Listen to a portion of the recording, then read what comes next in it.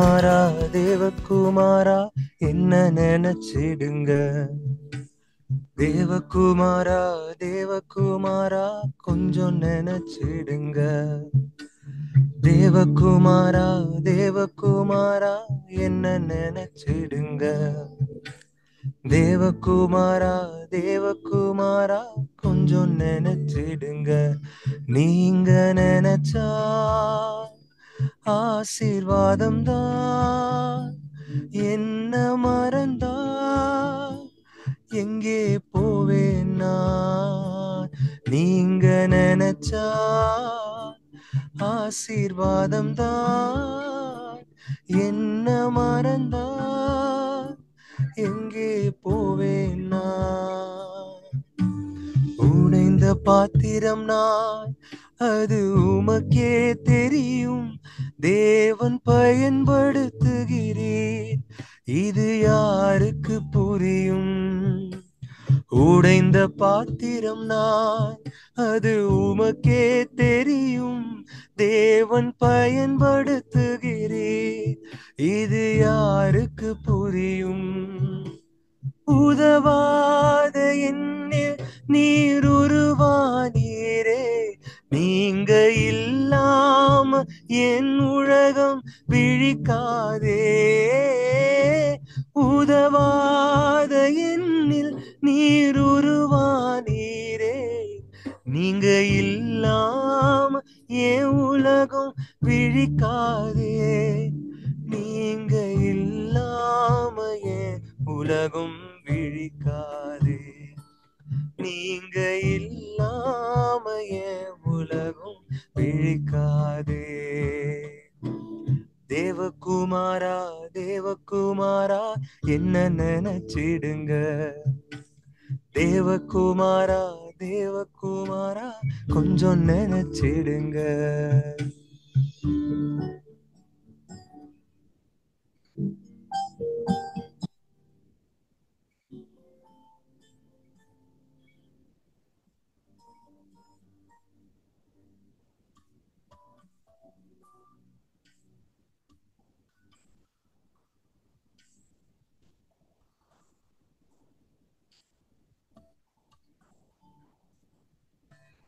மறந்து வாழ்ந்தவன் நான், அது உமக்கே தெரியும். உம்மை மறுதலித்தவன் நான், இதை உலகே அறியும். உம்மை மறந்து வாழ்ந்தவன் நான், அது உமக்கே தெரியும்.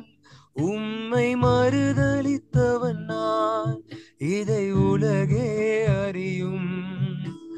உதவாத எண்ணில் நீர் உருவானீரே. நீங்க இல்லாம என் பொழுது விடியாதே. உதவாத எண்ணில் நீர் உருவானீரே.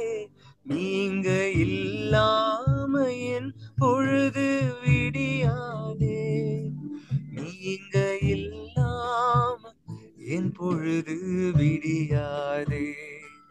நீங்க இல்லாம என் பொழுது விடியாதே. தேவகுமாரா தேவகுமாரா என்ன நினைச்சிடுங்க. தேவகுமாரா தேவகுமாரா கொஞ்சம் நினைச்சிடுங்க. நீங்க நினைச்சா ஆசீர்வாதம் தான். என்ன மறந்தா எங்கே போவேன் நான். நீங்க நினைச்சா ஆசீர்வாதம் தான். என்ன மறந்தா எங்கே போவேன் நான். தேவகுமாரா தேவகுமாரா என்ன நினைச்சிடுங்க. தேவகுமாரா தேவகுமாரா கொஞ்சம் நினைச்சிடுங்க. தேவகுமாரா தேவகுமாரா என்ன நினைச்சிடுங்க. தேவகுமாரா தேவகுமாரா கொஞ்சம் நினைச்சிடுங்க. ஆமேசப்பா. அப்பா, இது வந்து அருமையான நாளில் எங்கள் அனைவரும் நீங்கள் அழைத்து வந்ததுக்காக கூடான கூடி நன்றி இயேசுவே. அப்பா, ஏதோ ஒரு அழகான தேவகுமாரனை எங்கள் வாழ்க்கைக்குள்ள அனுப்பி ஒரு லேம்பா இந்த உலகத்துக்கு அவர் அனுப்பி இன்னைக்கு அந்த லேம்ப்ல இருந்து இருக்கக்கூடிய லைட்டா எல்லாரையும் நீங்க எல்லார் வாழ்க்கையிலும் அந்த ஒளியை நீங்க அனுப்பியதற்காக கூடான கூடி நன்றி இயேசுவே. இயேசப்பா, இதோ எங்களுடைய ஒரு ஒரு நாள்லையும் ஒரு ஒரு நொடிகள் ஒரு ஒரு நிமிஷங்களையும் எவ்வளவோ அதிசயங்களையும் நினைக்க முடியாத அதிசயங்கள் நினைக்க முடியாத காரியங்களை நீங்க வழங்கி கொண்டிருக்கீங்கப்பா. உங்க கொடான கொடி ஸ்தோத்திரமாப்பா. நன்றி இயேசுவே. அப்பா, இதோ உம்மை மறுதலித்தவர்கள் நாங்கள், உங்களை புறக்கணித்தவர்கள் நாங்கள், உலக பிரகாரமான விஷயங்களுக்கு கண்ணோட்டத்தோடு பார்க்கும் எங்களை நீங்கள் தேர்ந்தெடுத்து மனிதர்களாக எங்களை பாவ வாழ்க்கைக்குள்ள இருக்கிற எங்களை நீங்கள் தேர்ந்தெடுத்து உமது பிள்ளைகளாக ஏற்றதற்காக கொடான கொடி நன்றி இயேசுவே.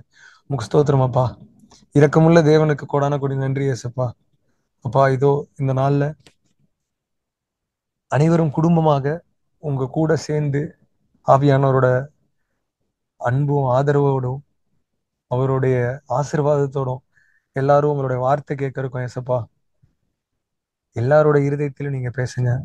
இன்னைக்கு செஷன் கொடுக்க போறவங்க, இங்க பார்ட்டிசிபேட் பண்ற எல்லாரையுமே உங்க கையில ஒப்பு கொடுக்கிறோம். ஒருவருடைய இருதயத்தையும் அவங்களுடைய குடும்பத்தையும் அவங்களோட சுத்தி இருக்கிற எல்லாரையுமே இன்னைக்கு நீங்க கொடுக்கிற ஒளிய நாங்க எங்களை சுத்தி இருக்கக்கூடிய எல்லாருக்கிட்டையும் கொண்டு போறதுக்கான பாக்கியத்தை நீங்க கொடுத்ததுக்காக நன்றி ஏசப்பா. அதை நாங்க விடாம செய்யணும். உங்களுடைய வார்த்தையை எல்லா இடத்துக்கும் நாங்க கொண்டு போனோம் இயேசுவே. அதற்கு கொடான கூட நன்றி அப்பா. அப்பா, இதோ இந்த எல்லா ஜெபங்களையும் எல்லா ஆராதனைகளையும் எல்லா ஸ்துதிகளையும் இயேசு கிறிஸ்துவின் வல்லமையுள்ள நாமத்தினால் கேட்டு ஜெபித்து மன்றாடுகிறேன் ஜீவன் நல்ல பிதாவே. ஆமென். Amen. Amen. Praise the Lord. Thank you, brother, for leading worship. கர்த்தருடைய பரிசுத்த நாமத்துக்கு மகிமை உண்டாகட்டும். இந்த நாளிலும் நாம் கடைசி காலத்தின் முடிவு என்கிற தலைப்பிலே நாம் தொடர்ந்து வெளிப்படுத்தின விசேஷ புத்தகத்தின் காரியங்களை நாம் பார்க்க போகிறோம். பல வாரங்களாய் கடைசி காலத்திலே நாம் வாழ்ந்து கொண்டிருக்கிறோம் என்பதை குறித்து நாம் பார்த்தோம். அதை தொடர்ந்து வெளிப்படுத்தின விசேஷ புத்தகத்தை நாம் படிக்க ஆரம்பித்தோம் ஆழமாய். அதில் முதல் 1 முதல் 4 வரை உள்ள அதிகாரங்களை நாம் ஏற்கனவே பார்த்தோம். அதை குறித்து ஒரு குயிக் சம்மரியை நான் உங்களுக்கு கொடுத்துவிட்டு தொடர்ந்து இன்றைக்கு 7 முத்திரைகள் என்கிற அந்த காரியத்தை நாம் இன்னும் கொஞ்சம் ஆழமாய் படிக்கப் போகிறோம். கர்த்தர் நமக்கு உதவி செய்யட்டும். ஏன் இயேசு இந்த உலகத்து வருகிறார் என்று நாம் பார்க்கும் பொழுது, ஏன் வெளிப்படுத்தின விசேஷத்தை நாம் படிக்கிறோம் என்றால், இயேசு கிறிஸ்து பூமிக்கு வரப்போகிறார் என்பதை அவர் சொல்லி இருக்கிறார். மத்தேயு 24ஆம் அதிகாரத்தில் அதை நாம் படித்திருக்கிறோம். கடைசி காலத்திலே நடக்கிற அடையாளங்களை எல்லாம் வைத்து நாம் பார்க்கும் பொழுது நாம் கடைசி காலத்திலே தான் வாழ்ந்து கொண்டிருக்கிறோம் என்பதை நாம் உறுதியாய் அறிந்திருக்கிறோம். இயேசு ஏன் இந்த பூமிக்கு வர வேண்டும்? உலகத்திலே நடக்கிற இந்த அக்கிரமமான ராஜ்யத்திற்கெல்லாம் முடிவு கட்டி தேவன் தம்முடைய ராஜ்யத்தை இந்த பூமியில நிலைநாட்ட வேண்டும். கர்த்தரே ராஜரீகம் பண்ண போகிறார். அதற்காக வருகிறார். தேவனுடைய ராஜ்யத்தை இந்த பூமியில நிலைநாட்ட வருகிறார். இது மாத்திரமல்ல, அவருக்காக பிரித்தெடுக்கப்பட்டவர்களுக்கு அவர் சரியாய் பலன் அளிக்க வருகிறார். இயேசுவை ஏற்றுக்கொள்ளாதவர்களுக்கும் அக்கிரமக்காரருக்கும் தண்டனையை கொடுப்பதற்காகவும் சரியாய் நியாயம் தீர்க்கவும் வருகிறார். கடைசியாக தீமையையும் பிசாசையும் மரணத்தையும் அக்கினி கடலாகிய அக்கினி கடலிலே தள்ளி அதை அழிக்கவும் அவர் வருகிறார் என்று நாம் பார்க்கிறோம். அவர் மீண்டுமா இந்த பூமிக்கு வந்து தம்முடைய ராஜ்யத்தை நிலைநாட்டப் போகிறார். எல்லா சத்துருக்களையும் தமது பாதத்திற்கு கீழாக்கி போட வேண்டும். அவர் வந்து ஆளுகை செய்து, அவரோடு கூட நாமும் ஆளுகை செய்து இவை எல்லாவற்றையும் நடத்தி முடிக்க வேண்டியது அவசியமா இருக்கிறது. சோ அதுதான் ஜீசஸ் இந்த பூமிக்கு வருகிறதான நோக்கமா இருக்கிறது. அவர் வரப்போகிறார் என்பதற்கு அடையாளமாக அவர் எப்பொழுதுமே சில காரியங்களை செய்வார். தேவன் வரப்போகிறதுக்கு முன்பதாக சில விதமான சயின்ஸ் அண்ட் ஒண்டர்ஸ் அவர் செய்கிறதை நாம் பார்க்கிறோம். இயேசு கிறிஸ்து இந்த பூமிக்கு வருவதற்கு முன்பதாகவும், அவர் முதலாவது பூமியில வந்து மனிதராக பிறப்பதற்கு முன்பதாகவும் யோவான் ஸ்நானகனை தேவன் அனுப்புகிறார் வழியை ஆயத்தம் பண்ண. 2ஆம் தரம் இயேசு கிறிஸ்து இந்த பூமிக்கு திரும்ப வரப்போகிறார். நியாயம் தீர்க்க வரப்போகிறார். அவர் நியாயம் தீர்க்க வரப்போகிறதுக்கு முன்பதாக சில அடையாளங்களை அவர் காண்பித்திருக்கிறார். அதனாலதான் மத்தேயு 24ஆம் அதிகாரத்துல அவர் என்ன சொல்லுகிறார்னு பாத்தீங்கன்னா, அத்திமரத்தினால ஒரு உவமையை கற்றுக்கொள்ளுங்கள். இளம் கிளைகள் தோன்றும் பொழுதும் நீங்கள் என்னத்தை அறிந்து கொள்ளலாம் என்றால், இதோ வசந்த காலம் சமீபமாயிருக்கிறது என்று நீங்கள் அறிந்து கொள்கிறீர்கள். அதே போல இவைகளெல்லாம் நீங்கள் காணும் பொழுது அவள் சமீபமாய் வாசல் அருகே வந்திருக்கிறார் என்று அறிந்து கொள்ளுங்கள் என்று அவர் சொல்லுகிறதை நாம் பார்க்கிறோம். அப்பொழுது அப்படி இருக்கும் பொழுது நம் உலகத்துல சில காரியங்களை நடக்கிற காரியங்களை நாம் வைத்து பார்க்கும் பொழுது அவர் மிக சமீபமா இருக்கிறார் என்பது நாம் எல்லாரும் அறிந்திருக்கிறோம். அதை குறித்து தான் பல வாரங்களாய் படித்தோம். பல விதமான காரியங்கள், உலகத்துல நடக்கிற காரியங்கள், யூதர்கள் அக்கிரமம் நிரம்பி இருக்கிறது, மனிதர்களுடைய மனநிலை மற்றும் வேதத்தில் சொல்லப்பட்ட காரியங்களை எல்லாம் வைத்து பார்க்கும் பொழுது அவர் டெஃபினட்டா ஏதோ வாசல் அருகே சமீபமா இருக்கிறார் என்பதை நாம் அறிந்து கொண்டோம். வெளிப்படுத்தின விசேஷ புத்தகத்தை நாம் பார்க்கும் பொழுது அது கடைசி புத்தகமா இருக்கிறது. என்னென்ன நடக்க போகிறது, இனிமே உலகத்துல என்னென்ன நடந்து கொண்டிருக்கிறது, என்னென்ன நடந்து முடிந்தது, என்னென்ன நடக்க போகிறது என்பதற்கு அந்த வெளிப்படுத்தின விசேஷம் ஒரு அடையாளமா இருக்கிறது. தானியேல் தீர்க்கதரிசி பழைய ஏற்பாட்டிலே தானியேல் புத்தகத்தை எழுதும் பொழுது அவர் என்ன சொல்லுகிறார்னா, சில காரியங்களை எழுதி அதை முத்திரை போட்டு வைக்கிறார். அந்த முத்திரையை எல்லாம் உடைக்க வண்ணமாய் இந்த வெளிப்படுத்தின விசேஷம் அவைகளை வெளிப்படுத்துகிறதை நாம் பார்க்கிறோம். Keep it sealed until the end of the time என்று தானியேல் தீர்க்கதரிசிக்கு ஒரு கமாண்ட் கொடுக்கப்பட்டது. அதனால் அவைகளை முத்திரை போட்டு அதனுடைய அர்த்தங்களை எல்லாம் அவர் டீட்டெயிலா சொல்லாம அது அப்படியே இதுதான் நான் பார்த்த விஷன், இல்லைன்னா இதுதான் நடந்தது அப்படின்னு சொல்லிட்டு அவங்க சம்மரியா முடிக்கிறார். ஆனா யோவான் அப்போஸ்தலனாகிய யோவானுக்கு தேவன் என்ன பண்ணுகிறார்னா, இவைகள் அதாவது முத்திரை போடப்பட்ட காரியங்களை எல்லாம் வெளிப்படுத்தி சொல்லுகிறார். அதனாலதான் நமக்கு என்னன்னா ஒரு மோட்டிவேஷன். என்ன மோட்டிவேஷன்னா, வெளிப்படுத்தின விசேஷத்துல கர்த்தராகிய இயேசு கிறிஸ்துவே தம்முடைய தூதனை அனுப்பி அப்போஸ்தலனாகிய யோவானுக்கு அநேக காரியங்களை வெளிப்படுத்தி இருக்கிறாரு. அதன் காரியம் என்ன? வெளிப்படுத்தின விசேஷத்தை வாசிக்கும் பொழுது பல அடையாளங்கள் இருக்கிறது. சில காரியங்களை நம்மால் புரிந்து கொள்ள முடியவில்லை. அதனால் நம்ம அதை நிறுத்தி நிதானமாய் வாசிக்கும் பொழுது நம்ம அதை புரிந்து கொள்ளலாம். ஸோ இதுதான் நம்முடைய மோட்டிவேஷனா இருக்கிறது. நம் கடைசி காலத்துல வாழ்ந்து கொண்டிருக்கிறோம் என்பது தெரியும். We are living in the last second of the time. இன்னும் ஒரு நொடியில என்ன பண்ண போகிறது, எல்லாமே உலகமே மாறப்போகிறது, கர்த்தராகிய இயேசு கிறிஸ்து வரப்போகிறார். அப்ப இன்றைக்கு நாம் வாழ்ந்து கொண்டிருக்கிற காலத்துக்கும் இனிமேயும் என்ன நடக்க போகிறது அப்படின்றத பார்க்கும் பொழுது வெளிப்படுத்தின விசேஷத்துல சில காரியங்களை நாம் கற்றுக்கொள்ளலாம். அது மாத்திரமல்ல, கர்த்தராகிய இயேசு கிறிஸ்து இந்த பூமிக்கு வந்த பிற்பாடு என்ன நடக்க போகிறது, இயேசு கிறிஸ்து பூமிக்கு வந்து ஆளுகை செய்யப்படுது, என்ன நடக்க போகிறது, அதை குறித்தும் நாம் இந்த பகுதியிலே நாம் படிக்கிறோம். அதனாலதான் நம்ம ரெவலேஷன் புத்தகத்தை, அதாவது வெளிப்படுத்தின விசேஷம் என்கிற அந்த புத்தகத்தை நாம் கொஞ்சம் ஆழமாய் படிக்கிறோம். இந்த சம்மரின்னு பார்க்கும் பொழுது முன்னுரையில என்ன சொல்றாருன்னா, சீக்கிரத்துல நடக்க போகிற காரியத்தை தேவனே எனக்கு வெளிப்படுத்துகிறார். எப்படி வெளிப்படுத்துகிறார்? தம்முடைய தூதனை அனுப்பி தம்முடைய ஊழியக்காரனாகிய யோவானுக்கு வெளிப்படுத்தினார் என்று அப்போஸ்தலனாகிய யோவான் சொல்கிறார். அந்த 1ஆம் அதிகாரத்துல என்ன எஸ்டாப்ளிஷ் பண்றாருன்னா, ஜீசஸ் இஸ் காட். அது 1ஆம் அதிகாரம் மாத்திரமல்ல, நம்ம இன்றைக்கு பார்க்க போகிறோம் 5ஆம் அதிகாரம் வரைக்கும் அப்போஸ்தலனாகிய யோவான் இயேசுவே கர்த்தர், இயேசு தேவன் என்பதை அவர் உறுதிப்படுத்துகிறார். இயேசு கடவுள் இல்லை என்று சொல்லுகிற சில கூட்டத்தார் இருக்கிறார்கள். அப்ப அவங்களுக்கிட்டலாம் எந்த புக்கு நாம காண்பித்து கர்த்தராகி இயேசுவே மெய்யான தேவன் காண்பிக்கணும் அப்படின்னா, வெளிப்படுத்தின விசேஷம் ஒரு சில வசனங்களை இன்றைக்கு நாம் பார்க்கும் பொழுது அதுவும் நாம் தெரிந்து கொள்ளலாம்.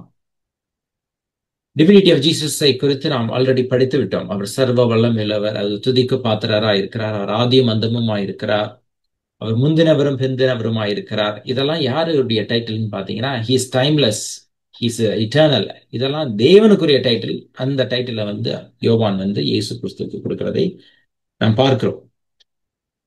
சோ இதை குறித்து யோவானும் என்ன சொல்லியிருக்கிறார், தன்னுடைய சுவிசேஷம் புத்தகத்துல என்ன சொல்லியிருக்கிறார், ஆதியிலே தேவன் இருந்தார், வார்த்தை இருந்தது, அந்த வார்த்தை தேவனிடத்துல இருந்தது, அந்த வார்த்தை தேவனாய் இருந்தது, அந்த வார்த்தை தான் மனுவுருவாகி பூமியிலே வந்தார், இயேசு கிறிஸ்துவாக நமக்கான பாவ பரிகாரத்தை அவர் சிலுவையிலே செலுத்தினார் என்று அந்த யோவான் காண்பிக்கிறார். சோ அதே யோவான் தான் அந்த வெளிப்படுத்தின விசேஷத்தை எழுதும் பொழுது அந்த சில காரியங்களை அவர் சொல்லுகிறார். தேவன் கர்த்தராகிய இயேசு கிறிஸ்து தேவன், அவர் மெய்யான தெய்வமா இருக்கிறார். தி டிவினிட்டி ஆஃப் ஜீசஸ் கிரைஸ்ட், அதுதான் ரொம்ப முக்கியம். அதை எஸ்டாப்ளிஷ் பண்றார். அதான் அந்த முன்னுரை இன்ட்ரோடக்ஷன்ல நம்ம பாக்குறோம். ஒரு இன்னொன்னு என்னன்னு பாத்தீங்கன்னா, இந்த வெளிப்படுத்தின விசேஷம் முழுவதும் 7 என்கிற அந்த வார்த்தை எல்லா இடத்துலயும் வருகிறதை நம்ம பார்க்கிறோம். 7 குத்து விளக்குனா அது 7 சபைகள் இல்லையா? அப்புறம் ஒவ்வொரு ஏழினுடைய அர்த்தமும் என்ன என்பதை குறித்து நாம் பார்க்க போகிறோம். ஆனா ஏன் இந்த 7 அப்படின்ற வார்த்தைக்கு சிக்னிபிகன்ஸ் கொடுக்கிறாரு அப்படின்னு நம்ம பார்க்கும் பொழுது, ஏழின் விசேஷம் என்ன அப்படின்னு பார்த்தோம். இந்த 7 வந்து முழுமையை குறிக்கிறது, denotes கம்ப்ளீட்னஸ். அதனாலதான் வெளிப்படுத்தின விசேஷம் ஃபுல்லா அந்த 7 என்கிற நம்பர் வருகிறது. இந்த அந்த 7க்கு இன்னொரு அர்த்தம் இருக்கிறது, ஆணை. இந்த ஆணையை குறித்து நாம் அதிகமாக படித்தோம். தேவனே ஆணையிட்டு சொல்கிறார். ஆபிரகாமுக்கு வாக்குத்தத்தம் பண்ணின போது தேவன் ஆணையிடுகிறார். அது மாத்திரமல்ல, மெல்கி சிதேக்கின் முறைமையின்படி இயேசு கிறிஸ்து ஆசாரியரா இருக்கிறார் என்று சொல்லும் பொழுதும் தேவன் ஆணையிடுகிறார். அவர்கள் என்னுடைய இளைப்பாறுதலை பிரவேசிப்பதில்லை என்று சொல்லும் பொழுதும் அவர் ஆணையிடுகிறார். என்னன்னு பாத்தீங்கன்னா, தேவன் ஆணையிட்டால் அதை கட்டாயம் செய்து முடிப்பார். மீட்டு உங்களை மோட்சத்திற்கு பரலோகத்திற்கு கொண்டு செல்லுவேன் என்று அவர் ஆணையிட்டு சொல்லியிருப்பார். ஆனால் அதை கட்டாயம் செய்து முடிப்பார். அது முழுமையை குறிக்கிறது. வாக்குத்தத்தம் பண்ணினவர் உண்மையுள்ளவர், அவர் முற்றுமுடி ரட்சிக்க வல்லவர் ஆயிருக்கிறார் என்று நாம் பார்க்கிறோம். அதே நேரத்துல அவர் தெரிந்தெடுக்கப்படாதவர்கள், இயேசுவை ஏற்றுக்கொள்ளாதவர்கள், அவர்களை குறித்து தேவன் என்ன சொல்லுகிறார்னா, அவர்கள் என்னுடைய இளைப்பாறுதலில் அவர்கள் பிரவேசிப்பதில்லை என்று தேவன் சொல்லுகிறார். சோ அந்த ஆணைக்கும் நம்பர் 7 அதற்கும் உள்ள ஒற்றுமையை குறித்து நாம் ஆல்ரெடி பார்த்து விட்டோம். வெளிப்படுத்தின விசேஷம் 10ஆம் அதிகாரத்துல நம்ம என்ன பார்க்கிறோம்னா, 7ஆம் தூதன் ஒரு சத்தத்தை இடுகிறார். 7ஆம் தூதன் எக்காலம் ஊதும் பொழுது அவர் ஆணையிட்டு சொல்லுகிறார். அப்ப இந்த கோரலேஷனை அப்போஸ்தலனாகிய யோவான் தன்னுடைய எழுத்துக்களிலே அவர் வெளிப்படுத்துகிறதை நாம் பார்க்கிறோம். இப்ப என்ன பார்க்க போகிறோம்னா, 7 சபைகள், இந்த 7 முத்திரைகள், 7 எக்காலம், 7 தூதர்கள், 7 பாத்திரங்கள் வராங்க. அதுக்கப்புறமா 7 கலசங்கள், அப்புறம் 7 வாதைகள், அப்புறம் அதனால 7 டிக்ளரேஷன்ஸ், 7 பிரகடனம் இருக்கிறது. அதை குறித்து நாம் பார்க்க போகிறோம். 7 சபைகளை குறித்து நாம் ஆல்ரெடி பார்த்துட்டோம். அந்த 7 சபைகள் வந்து அதாவது பத்மோஸ் என்கிற தீவுக்கு ரொம்ப அருகாமையிலே உள்ள அந்த சபைகளுக்கு தான் அப்போஸ்தலனாகிய யோவான் எழுதுகிறார். அந்த 7 சபைகளுக்கு அவர் எழுதினாலும் அந்த 7 சபைகளும் எதை குறிக்கிறது? ஏன் 7 சபைகள்னு பார்க்கும் பொழுது, சர்வ லோகத்திலே உள்ள எல்லா சபைகளையும் முழுமையான ஒரு சபையாய் அது குறிக்கிறது. முழுமையான ஒரு மெசேஜ். ஒரு சபைக்கு மாத்திரமல்ல, இனி வரப்போகிற சபைகள் எல்லாருக்கும் சேர்த்து ஒரு காரியத்தை அப்போஸ்தலனாகிய யோவான் அங்கே சொல்லுகிறதை பார்க்கிறோம். அதனாலதான் 7 சபைகளுக்கு எழுதுகிறார். இப்ப 7 சபைகள் என்று சொல்லும் பொழுது அது உலகத்தில் உள்ள எல்லா சபைகளையும் குறிக்கிறது. And the message, although it was written in the first century, it is applicable to all generations, and it is applicable to all churches around the world, and even until today and until the coming of Jesus Christ. அதாவது கர்த்தராகிய இயேசு கிறிஸ்து வருமளவும் இந்த உலகத்துல இருக்கிற எல்லா சபைகளுக்கும் அவர் எழுதுகிறதை நாம் பார்க்கிறோம். அந்த மெசேஜை குறித்து நம்ம ஆல்ரெடி டீட்டெயிலா படிச்சிட்டோம். ஒவ்வொரு சபைக்கும் அவர் எழுதும் பொழுது எப்படி முடிக்கிறார்? ஆவியானவர் சபைகளுக்கு சொல்லுகிறதை காதுள்ளவன் கேட்க கடவன். ஒரு சபைக்கு எழுதினாலும் எல்லா சபைகளுக்கும் சொல்லுகிறதை காதுள்ளவன் கேட்க கடவன் என்று அவர் சொல்லுகிறதை நாம் பார்க்கிறோம். அதையும் 7 முறை ரிப்பீட் பண்ணியிருக்கிறார். ஆவியானவர் சபைகளுக்கு சொல்லுகிறதை காதுள்ளவன் கேட்க கடவன்னா, it echoes to the ends of the world and ends of the time. சபைகளுக்கு சொன்ன மெசேஜ் எல்லாம் குறித்து நம்ம பார்த்துட்டோம். வெளிப்படுத்தின விசேஷத்துல உள்ள ஒவ்வொரு காரியத்தை நம்ம படிக்கும் பொழுது 2 விஷயத்தை நம்ம என்றைக்குமே மனதில் வைத்துக் கொள்ள வேண்டும் என்று நம்ம பார்த்தோம். ஒண்ணு என்னன்னு பாத்தீங்கன்னா, லிட்ரல் லாங்குவேஜ், இன்னொன்னு ஃபிகரேட்டிவ் லாங்குவேஜ். லிட்ரல்னா நேரடியான மொழி, இன்னொன்னு உருவ மொழி. இதை நான் சாப்டர் வைஸ் இங்க உங்களுக்கு ஸ்பிளிட் பண்ணி காண்பித்திருக்கிறேன். வெளிப்படுத்தின விசேஷத்துல 1 முதல் 3 அதிகாரம், அதாவது 7 சபைகளுக்கு எழுதுறதுலாம் ரொம்ப டிரெக்ட் ஃபார்வர்டா உங்ககிட்ட இந்த ப்ராப்ளம் இருக்கு, இந்த பிரச்சனை இருக்கு, இதை சால்வ் பண்ணிக்கோங்க அப்படின்னு சொல்றாரு. அதே மாதிரி 19 இருந்து 22 கடைசியில உள்ள அதிகாரத்தை பார்க்கும் பொழுது டிரெக்டா இதுதான் இருக்குது, இதான் பரலோகம், இயேசு கிறிஸ்து இப்படிதான் இருக்கிறார் என்றெல்லாம் சொல்லி ஸ்ட்ரெயிட் ஃபார்வர்ட் லாங்குவேஜ்ல இருக்கிறது. ஆனா இடையில உள்ள அந்த சாப்டர்ஸ் படிக்கும் பொழுது, சாப்டர்ஸ் 4 to 18 நீங்க படிக்கும் பொழுது கொஞ்சம் கேர்ஃபுல்லா, அதாவது இட்ஸ் ஃபிகரேட்டிவ் லாங்குவேஜ், அதனால நம்ம அதை கேர்ஃபுல்லா படிக்கணும். அடிக்கப்பட்ட ஆட்டுக்குட்டியானவருக்கு 7 கண்களும் 7 கொம்புகளும் இருந்ததுன்னா, இயேசு கிறிஸ்துக்கு 7 கண்களும் 7 கொம்புகளும் இருக்குமா அப்படின்னு பாத்தீங்கன்னா அது கிடையாது.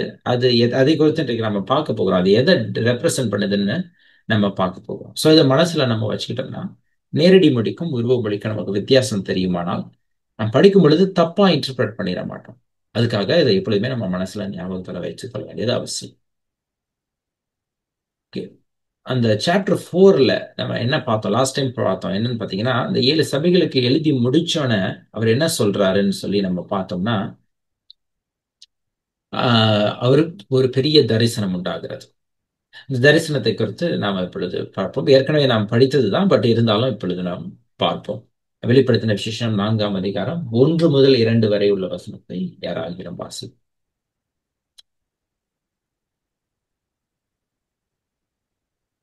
ஓகே, நானே வாசிக்கிறேன். இவைகளுக்கு பின்பு இதோ பரலோகத்திலே திறக்கப்பட்டிருந்த ஒரு வாசலை கண்டேன். முன்னே எக்கால சத்தம் போல என்னுடனே பேச நான் கேட்டிருந்த சத்தமானது, இங்கே ஏறி வா, இவைகளுக்கு பின்பு சம்பவிக்க வேண்டியவைகளை உனக்கு காண்பிப்பேன் என்று விளம்பினது. உடனே ஆவிக்குள்ளானேன். அப்பொழுது இதோ வானத்தில் ஒரு சிங்காசனம் வைக்கப்பட்டிருந்தது. அந்த சிங்காசனத்தின் மேல் ஒருவர் வீற்றிருந்தார் அப்படின்னு சொல்லி நம்ம பார்ப்போம். சோ அவர் என்ன பண்றாருன்னா, சிங்காசனத்தின் மேல ஒருத்தர் இருந்தார். அவரை சுற்றி கேருபீன்கள் செராபீன்கள் இருந்தாங்க. சுற்றி தெய்வ தூதர்கள் இருந்தாங்க. அவர்கள் உரத்த சுத்தமாய் சொல்லுகிறார்கள். அப்படின்லாம் பார்க்கிறோம். ஒரு விஷன் அவர் பார்க்கிறார். ஹி வாஸ் இன் ஸ்பிரிட் என்று இங்கிலீஷ்ல பார்க்கிறோம். ஆவிக்குள்ளானேன். இப்ப அவர் பார்க்கறதெல்லாம் ஆவிக்குள்ளாகி ஒரு விஷனா, ஒரு ட்ரீமா, இல்லைன்னா ஒரு எப்படி சொல்றது, இட் இஸ் நாட் எப்படின்னா அவருக்கு முன்பதாக ரியலா நடக்கல, ஒரு காட்சி காண்கிறார். அந்த காட்சியிலிருந்து அவருடைய கோர் மெசேஜை மட்டும் தான் நம்ம எடுத்துக்கணும். அவர் என்ன கோர் மெசேஜ் சொல்ல வருகிறார் அப்படின்றத நம்ம பார்க்கிறோம். அப்ப பரலோகத்துல எப்படித்தான் இருக்குமா, இருக்கலாம், இல்லாமலும் இருக்கலாம். But what is it trying to convey? What is the point that the angel is trying to make to John அப்படின்றது தான் நம்ம பார்க்கணும். ஸோ அவர் பெரிய காட்சியை காண்பிக்கிறார். முன்னாடி 7 ஜீவன்கள் இருந்துச்சு. ஒன்னு சிங்கம் போல முகம் இருக்கிறது, ஒன்னு கழுகு போல முகம் இருக்கிறது. அப்படின்லாம் ஒவ்வொரு டிஃப்ரெண்ட் ரெப்ரசன்டேஷன் இருந்தாலும், இது எல்லாருக்கும் மேல தேவன் மாத்திரம் இருக்கிறார். தேவனை சுற்றி எல்லாரும் அவரை சாஷ்டாங்கமாக விழுந்து பணிகிறார்கள். அவர் ஒருவருக்கே துதியும் கனமும் உண்டாகட்டும். அவர் ஒருவரே துதிக்கு பாத்திரர், ஆராதனைக்கு பாத்திரர் அப்படின்றத அவர் சொல்றார். அதுதான் பாத்தீங்கன்னா அந்த 4ஆம் அதிகாரம் 11ஆம் வசனத்தினுடைய மைய கருத்து. 4ஆம் அதிகாரம் 11ஆம் வசனம் என்ன சொல்லுதுன்னு பாத்தீங்கன்னா, கர்த்தாவே தேவரீர் மகிமையையும் கனத்தையும் வல்லமையையும் பெற்றுக் கொள்ளுகிறதற்கு பாத்திரராயிருக்கிறீர். You are the only person eligible for worship. நீரே சகலத்தையும் சிருஷ்டித்தீர். உம்முடைய சித்தத்தினாலே அவைகள் உண்டாயிருக்கிறவைகளும் சிருஷ்டிக்கப்பட்டவைகளுமாய் இருக்கிறது என்றார்கள். சோ அதை நீங்க நன்றாய் புரிந்து வச்சுக்கொள்ளுங்க. God the Father is the sovereign king. பிதாவாகிய தேவனே மகிமைக்கும் கனத்துக்கும் பாத்திரராயிருக்கிறார். அவரே தேவனாயிருக்கிறார் என்பதை குறித்து அப்போஸ்தலனாகிய யோவான் இங்கே காண்பிக்கிறார். அதுதான் அவர் விஷனா பார்க்கிறார். இதுதான் ஆண்டவரும் அவருக்கு வெளிப்படுத்துகிறார். God is the only sovereign king, nobody else is God. அதை அவர் வெளிப்படுத்துகிறத நம்ம பார்க்கிறோம். ஸோ அப்ப நம்ம என்ன லேர்ன் பண்றோம்னா, God is the only God. இப்ப யோவான் பார்த்த விஷனை பார்க்கிறோம். அதே மாதிரி ஏசாயா தீர்க்கதரிசி பார்த்த விஷனை குறித்தும் இப்பொழுது நாம் ஒரு வசனத்தை நாம் வாசிப்போம், ஒரு கம்பாரிசனுக்காக. ஏசாயா தீர்க்கதரிசியின் புத்தகம் 6ஆம் அதிகாரம் 1 முதல் 6 வரை உள்ள வசனத்தை நாம் வாசிப்போம். அங்க வாசிக்கும் பொழுது, உசியா ராஜா மரணம் அடைந்த வருஷத்தில் ஆண்டவர் உயரமும் உன்னதமான சிங்காசனத்தின் மேல் வீற்றிருக்க கண்டேன். அவருடைய வஸ்திர தொங்கலால் தேவாலயம் நிறைந்திருந்தது. சேராபீன்கள் அவருக்கு மேலாக நின்றார்கள். அவர்களில் ஒவ்வொருவனுக்கும் அவ்வாறு சேட்டைகள் இருந்தன. அவனவன் 2 சேட்டைகளால் தன் தன் முகத்தை மூடி, 2 சேட்டைகளால் தன் தன் கால்களை மூடி, 2 சேட்டைகளால் பறந்து ஒருவரை ஒருவர் நோக்கி, சேனைகளின் கர்த்தர் பரிசுத்தர் பரிசுத்தர் பரிசுத்தர், பூமி அனைத்தும் அவருடைய மகிமையால் நிறைந்திருக்கிறது என்று கூப்பிட்டு சொன்னான். கூப்பிடுகிறவர்களின் சத்தத்தால் வாசல்களின் நிலைகள் அசைந்து ஆலயம் புகையினால் நிறைந்தது. இப்ப இந்த ஒரு காட்சியை ஏசாயா தீர்க்கதரிசிக்கு காண்பிக்கும் பொழுது அவருடைய ரெஸ்பான்ஸ் என்ன? ஐயோ நான் அதமானேன், ஐயோ நான் பாவி, தேவனே என்னை பரிசுத்தமாக்கும் அப்படின்னு சொல்லி அவர் சொல்கிறத பார்க்கிறோம். அப்ப தேவன் ஒரு காட்சியை, ஒரு விஷனை கொடுக்கிறாருன்னா அதுக்கு ஒரு பர்பஸ் இருக்கு. அதுதான் நம்ம அறிந்து கொள்ளணும். யோவானுக்கு என்ன கொடுக்கிறார்? அதை காண்பிக்கும் பொழுது தேவனே ராஜரீகம் பண்ணுகிறார், அவரை அல்லாமல் ஒன்றுமில்லை.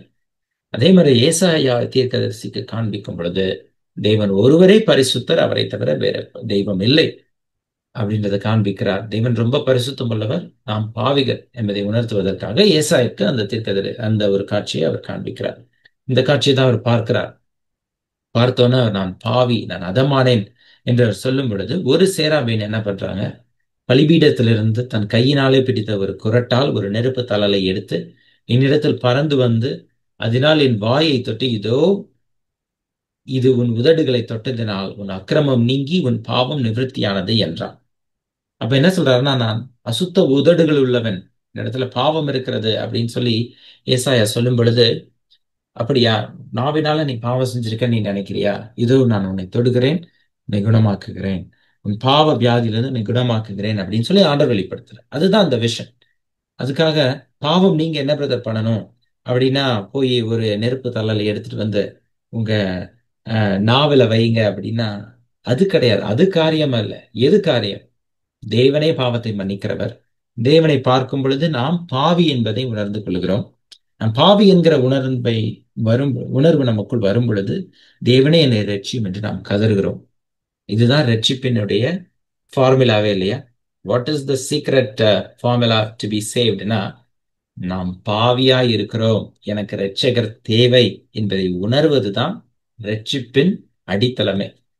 நான் கிறிஸ்துவ குடும்பத்துல பிறப்பதனாலயோ இல்ல கிறிஸ்தவ புத்தகங்களையும் வேத புத்தகங்களையும் படிப்பதினாலையும் நாம் கிறிஸ்தவன் ஆவதில்லை.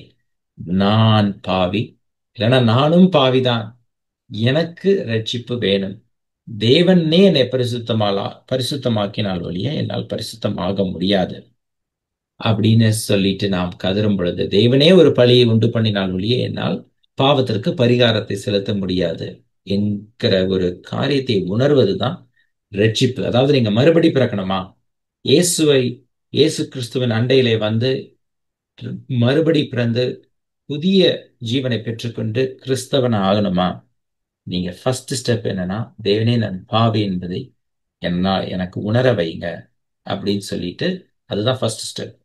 அப்போஸ்தலனாகிய பேதுரு பெந்தெகோஸ்தே நாளிலே பிரசங்கிக்கும் பொழுது, அவர்கள் இருதயத்திலே குத்தப்பட்டவர்களாய் அவர்கள் ரட்சிக்கப்பட்டு மனம் திரும்பினார்கள் என்று பார்க்கிறோம். அப்ப நம் இருதயத்துல குத்தப்பட்டு உணர்த்தப்பட்டு ஆவியானவரால் கடிந்து கொள்ளப்பட்டு எனக்கு இரட்சகர் தேவை என்று நாம் சொல்லும் பொழுது தேவன் நம்மை ரட்சிக்க வல்லமை உள்ளவராய் இருக்கிறார். ஒருவேளை நீங்கள் ரட்சிக்கப்படாமல் இருப்பீர்களானால் கர்த்தர் உங்களுக்கு அனுகிரகம் செய்யட்டும். தேவன் உங்கள் இருதயத்திலே கிரியை செய்து உங்களுக்கு அநேக காரியத்தை நேர்த்தியாய் செய்து முடிக்க நான் ஜெபிக்கிறேன். So God is an everlasting God. இப்படி ஏசாயாக்கு தேவன் சொன்னார். எதை வெளிப்படுத்துவதற்காக சொன்னார்? தேவனே ராஜரீகம் பண்ணுகிறார். அவர் என்றென்றைக்கும் கர்த்தாதி கர்த்தராய் ராஜாதி ராஜாவாய் இருக்கிறார். அவருக்கு மறைவானது ஒன்றுமில்லை, அவரை அறிந்து கொள்ள ஒருவராலும் கூடாது அப்படின்னு சொல்லி ஏசாயா தீர்க்கதரிசி 40ஆம் அதிகாரத்துல இந்த சம்மரியை அங்க சொல்லுகிறத நம்ம பார்க்கணும். அப்ப யோவானுக்கு சொல்லும் பொழுது யோவான் என்ன சொன்னாரு? அவர் ஒருவரே துதிக்கும் கனத்துக்கும் மகிமைக்கும் பாத்திரர். ஏசாயாக்கு சொல்லும் பொழுது அவர் ஒருவரே பரிசுத்தர், நாம் எல்லாரும் பாவிகள், அவரை அவரே எல்லாற்றுக்கும் தேவனாய் இருக்கிறார், அவர் தூங்குவதும் இல்லை, சோர்ந்து போவதும் இல்லை, இலை படைவதும் இல்லை அப்படின்னு சொல்லிட்டு ஏசாயா அங்க சொல்லுகிறார். அவரை நம்மால் அறிந்து கொள்ள முடியாது, ஆனால் தேவன் என்ன பண்ணுகிறார்? அவரே கிருபையாய் நமக்கு இறங்குகிறார் என்பதை ஏசாயா தீர்க்கதரிசி அங்க சொல்லுகிறார். சோ இதுதான் பாத்தீங்கன்னா அந்த விஷனுடைய சம்மரி. அதை நான் உங்களுக்கு அந்த கம்பாரிசனை காண்பிக்க விரும்புகிறேன். அந்த 4ஆம் அதிகாரத்தை நீங்க வெளிப்படுத்தின படிக்கும் பொழுது அந்த இமேஜஸ், அந்த பெரிய பெரிய விஷன்ஸ் எல்லாம் விளக்கிட்டு see through the veil, அதை என்ன நீங்க பார்க்கணும்னா, தேவனே கர்த்தர் என்பதை அறிந்து கொள்ள வேண்டும். பிதாவாகிய தேவன் கர்த்தராய் இருக்கிறார், அவரே தெய்வமாய் இருக்கிறார், அவரே பரிசுத்தர். அதுதான் யோவான் அங்க சொல்ல வருகிறார். Alright. So the purpose of Revelation chapter 4 என்னன்னு பாத்தீங்கன்னா, God the Father's role and office in the affairs of the world. அதாவது கர்த்தர் பிதாவாகிய தேவன் உலகத்துல ஏன் இருக்கிறார்? அவரே ராஜரிகம் பண்ணுகிறார். அவருக்கு மாத்திரமே glory be to the God, be to God the Father, அவருக்கு மாத்திரமே மகிமை உண்டாகட்டும், நம்ம வேற யாருக்கும் மகிமை செலுத்தக்கூடாது என்பதை உணர்த்துவதுதான் அந்த ரெவலேஷன் சாப்டர் 4 பர்பஸா இருக்கிறது. அவரே பூமியை ஆளுகை செய்கிறார், அவர் தமது சித்தமான காரியங்களை நடப்பிக்கிறார். வீட்டுல போய் இந்த 4ஆம் அதிகாரத்தை வாசிச்சு பாருங்க, அந்த காரியத்தை நீங்க புரிந்து கொள்ளுங்க. Let's move on to chapter 5. Chapter 5 to 8 என்னன்னு பாத்தீங்கன்னா 7 முத்திரைகள். அதாவது ஒரு ஸ்க்ரோல் இருக்கு, அந்த ஸ்க்ரோல் மேல 7 முத்திரை போட்டிருக்காங்க. அந்த முத்திரை குறித்து தான் நாம் இன்றைக்கு பார்க்க போகிறோம். நான் ஏற்கனவே சொன்னேன், இப்ப நம்ம 4ஆம் அதிகாரத்துல இருந்து வந்துட்டோம். 4 to 5 18ஆம் அதிகாரம் வரைக்கும் ஃபிகரேட்டிவ் அண்ட் லிட்ரல் லாங்குவேஜை நாம் டிஃபரன்ஷியேட் பண்ண காண்பிக்க வேண்டியது அவசியமா இருக்கிறது, இல்லையா? ஒரு நான் ஆவிக்குள்ளானேன் அப்படின்னா ஹி இஸ் கெட்டிங் ஆவிக்குள்ள நேரடியான மொழி, ஆவிக்குள்ளாகி அவர் பார்க்கிற காரியம் எல்லாம் உருவ மொழி அப்படின்னு கூட நம்ம எடுத்துக்கலாம். வெளிப்படுத்தின விசேஷம் 5ஆம் அதிகாரம் 1 முதல் 4 வரை உள்ள வசனத்தை நாம் வாசிப்போம். நிறைய வசனம் நம்ம வாசிக்க வேண்டியது இருக்கிறது. அதனால நம்ம ஒவ்வொரு வசனமாய் வேர்ஸ் பை வேர்ஸ் நம்ம வாசிச்ச காரியத்தை நாம் பார்ப்போம். வெளிப்படுத்தின விசேஷம் 5ஆம் அதிகாரம் 1 முதல் 4 வரை உள்ள வசனம். அன்றியும் உள்ளும் புறமும் எழுதப்பட்டு, so it is written on both sides. ஒரு பேப்பர்ல 2 பக்கமும் இருக்குது. ஒன் சைட் பிரிண்டா 2 சைட் பிரிண்டா அப்படின்னு சொல்லி நம்ம பிரிண்ட் எடுக்கும்போது பார்ப்போம். ஆனா இந்த இடத்துல என்ன பண்ணிருக்கு, உள்ளும் புறமும் எழுதப்பட்டிருக்கிறது. ஆனா மூடி வச்சிருக்காங்க, சுருட்டி வச்சிருக்காங்க. 7 முத்திரைகளால் பட்டிருந்த ஒரு புஸ்தகத்தை சிங்காசனத்தின் மேல் வீற்றிருக்கிறவருடைய வலது கரத்திலே கண்டேன். இங்க புத்தகம்னு இருக்கு, ஆனா இங்கிலீஷ்ல வாசிங்க, ஆக்சுவல் டிரான்ஸ்லேஷன் பாத்தீங்கன்னா சுருள், புத்தக சுருள், இட்ஸ் a ஸ்க்ரோல். அப்பனா அந்த காலத்துல ஸ்க்ரோல் இந்த மாதிரி தான் ஸ்க்ரோல் பண்ணி தான் புக்ஸா இருந்தாலும் சரி, இல்ல மெசேஜஸா இருந்தாலும் சரி, லெட்டர்ஸா இருந்தாலும் அனுப்புவாங்க. ராஜாக்கள் சில முத்திரைகளை போடுவாங்க. அந்த முத்திரையை வேற யாருமே உடைக்க முடியாது, உடைக்கவும் கூடாது. அது அடுத்த இடத்துக்கு போய் சேர்ற வரைக்கும், யாருக்காக எழுதப்பட்டிருக்கிறதோ அவருடைய இடத்துல சேர்கிற வரைக்கும் வேற யாரும் அந்த முத்திரையை உடைக்க முடியாது. Alright. புஸ்தகத்தை சிங்காசனத்தின் மேல் வீற்றிருக்கிறவருடைய வலது கரத்திலே கண்டேன். சிங்காசனத்தின் மேல வீற்றிருக்கிறவர் யார்? இப்பதான் நம்ம பார்த்தோம்ல 4ஆம் அதிகாரத்துல யார் வீற்றிருக்கிறார்? பிதாவாகிய தேவன் வீற்றிருக்கிறார். 2ஆம் வசனம் என்னன்னு பாத்தீங்கன்னா, புஸ்தகத்தை திறக்கவும் அதன் முத்திரைகளை உடைக்கவும் பாத்திரவான் யார் என்று மிகுந்த சத்தமிட்டு கூறுகிற பலமுள்ள ஒரு தூதனையும் கண்டேன். வானத்திலாவது பூமியிலாவது பூமியின் கீழாவது ஒருவனும் அந்த புஸ்தகத்தை திறக்கவும் அதை பார்க்கவும் கூடாதிருந்தது. திறக்கவும் முடியல, பார்க்கவும் முடியல. திறந்தாதான் இவர் பார்க்க முடியும். அப்ப பாருங்களேன், ஒரு எப்படி சொல்றது, இது nobody has the authority to open it. ஒருவனும் அந்த புஸ்தகத்தை திறந்து வாசிக்கவும் அதை பார்க்கவும் பாத்திரவானாக காணப்படாததினால் நான் மிகவும் அழுதேன். இப்போ உங்களுக்கே பாருங்களேன், ஒரு சில நேரத்துல இந்த ஓபன் பண்ணி நம்ம படிக்கணும், இல்லைன்னா ஒரு பாக்ஸ்லயே குக்கீஸ் இருக்குது, ஒரு நல்ல ஸ்வீட்டான ஒரு கேக் இருக்கு, ஆனா அதை உங்களால ஓபன் பண்ண முடியலன்னா உங்களுக்கு எவ்வளவு பெரிய வருத்தமா இருக்கும். அதே மாதிரிதான் என்ன பண்றாரு அப்போஸ்தலனாகிய யோவான், he wants to know what is going to happen. ஏன்னா ஏற்கனவே ஆண்டு சொல்லிட்டாரு, இவரும் நடக்க போற காரியத்தை நான் நமக்கு வெளிப்படுத்துகிறேன் அப்படின்னு சொல்லியிருக்காரு. ஆனா இங்க பாத்தீங்கன்னா அவரால் அந்த புத்தக சுருளை கூட ஓபன் பண்ண முடியல. எழுதி இருக்குது, ஏதோ வார்த்தைகள் தெரிகிறது, ஆனா 2 பக்கமும் எழுதி இருக்கிறது. ஆனா என்னன்னு எனக்கு புரியலையே, அது என்ன ஃபுல் மெசேஜ் என்ன அப்படின்னு தெரியலையே அப்படின்னு சொல்லி அவர் மிகுந்த சத்தமாய் அழுகிறதை நாம் பார்க்கிறோம். ஆனா இங்க பாருங்களேன், பிதாவாகிய தேவன் கையில வச்சிருக்கிறாரு, அவரே அதை உடைச்சு காண்பிக்கலாமே. ஆனா பிதாவாகிய தேவன் அதை அந்த முத்திரைகளை, அந்த சீலை அவர் உடைக்கல, அவர் வெயிட் பண்றார், இல்லையா? அப்ப there is something about it. அப்போ ஒரு வசனம் உங்களுக்கு ஞாபகம், இப்ப யார் சீல் போட்டு வச்சிருக்கிறாருன்னா பிதாவாகிய தேவன் சீல் போட்டு அவர் கையில வச்சிருக்கிறாரு. பைபிளை வாசிக்கும் பொழுது ஒரு வசனம் உங்களுக்கு ஞாபகம் வரும். இப்ப தேவனே ஒரு லாக் பண்றாருன்னு வச்சுக்கோங்க, ஒரு பூட்டு போடுறாருன்னா அதை யாராலும் திறக்க முடியுமா? எந்த வசனம் உங்களுக்கு ஞாபகம் வருகிறது? ஒருவரும் பூட்டக்கூடாதபடி திறக்கிறவன், ஒருவரும் திறக்கக்கூடாதபடி பூட்டுகிறவரும் ஆகிய கர்த்தர் அப்படின்னு சொல்லி ஒரு வசனம் உங்களுக்கு ஞாபகம் இருக்கிறது, இல்லையா? அப்ப தேவன் ஒரு சீலை போட்டாருன்னா அந்த சீலை யாரால தான் ஓபன் பண்ண முடியும்? தேவனால் மாத்திரம் தான் ஓபன் பண்ண முடியும், இல்லையா? அப்ப தேவனால் மாத்திரமே அந்த சீலை ஓபன் பண்ண முடியும்னா அதை ஓபன் பண்ணுகிறவர் யாரா தான் இருப்பார்? அவர் தேவனா தான் இருப்பார். ஆமென். இப்ப அடுத்த வசனத்தை நாம் வாசிப்போம். The unbreakable seals of the scroll, the sealed scroll, 7 முத்திரை இருக்கிற 2 பக்கம் எழுதப்பட்டிருக்கிறது. ஆனா யாராலையும் அதை ஓபனும் பண்ண முடியல, படிக்கவும் முடியல, ஏன்னா தேவனே பூட்டி வச்சிருக்கிறார். வெளிப்படுத்தின விசேஷம் 5ஆம் அதிகாரம் 5 to 6 வரை உள்ள வசனத்தை நாம் வாசிப்போம். அப்பொழுது மூப்பர்களில் ஒருவன் என்னை நோக்கி, நீ அழ வேண்டாம், இதோ யூதா கோத்திரத்து சிங்கமும் தாவீதின் வேருமானவர் புஸ்தகத்தை திறக்கவும் அதன் 7 முத்திரைகளை உடைக்கவும் ஜெயம் கொண்டிருக்கிறார் என்றான். அப்பொழுது இதோ அடிக்கப்பட்ட வண்ணமாய் இருக்கிற ஒரு ஆட்டுக்குட்டி சிங்காசனத்திற்கும் 4 ஜீவன்களுக்கும் மூப்பர்களுக்கும் மத்தியிலே நிற்க கண்டேன். அது 7 கொம்புகளையும் 7 கண்களையும் உடையதாயிருந்தது. அந்த கண்கள் பூமி எங்கும் அனுப்பப்படுகிற தேவனுடைய 7 ஆவிகளேயாம். அப்பா, என்னன்னா ஒரு சத்தம் கேட்கிறது, நீ அழ வேண்டாம்பா, there is somebody who is worthy to break the seal அப்படின்னா அவர் திரும்பி பார்க்கிறார். யாருன்னு பார்த்தா, இதோ யோதா கோத்திரத்து சிங்கம், தாவீதின் வேறுமானவர், அவருதான் ஜெயம் கொண்டவரா இருக்கிறார், அவருக்கு தான் அந்த தகுதி இருக்கிறது அப்படின்னு சொன்ன அவர் என்ன பண்றாருன்னா, யோவான் பார்க்கும் பொழுது ஏதோ ஒரு பெரிய சிங்கம் போல யாராவது ஜெயஜாண்டிக்கா வந்து மெஜஸ்டிக்கா வந்து நிப்பாங்கன்னு பார்த்தா, அங்க சிங்கம் இல்ல, ஒரு அடிக்கப்பட்ட ஆடுதான் இருந்துச்சு. பாருங்களேன், அந்த கோரலேஷன் உங்களால பார்க்க முடிகிறதா? யோவான் என்ன சொல்ல வருகிறார்னா, சிங்கம், தாவீதின் கோத்திரத்து சிங்கம், யூதா கோத்திரத்து சிங்கம், பெரிய ராஜாவா ஒரு பெரிய அத்தாரிட்டியா ஒருத்தர் வந்து நிப்பாரு போல இருக்கு அப்படின்னு பார்த்தா, சிலுவிலை அடிக்கப்பட்ட இயேசு கிறிஸ்துவானவர் அங்க வந்து நிற்கிறார்.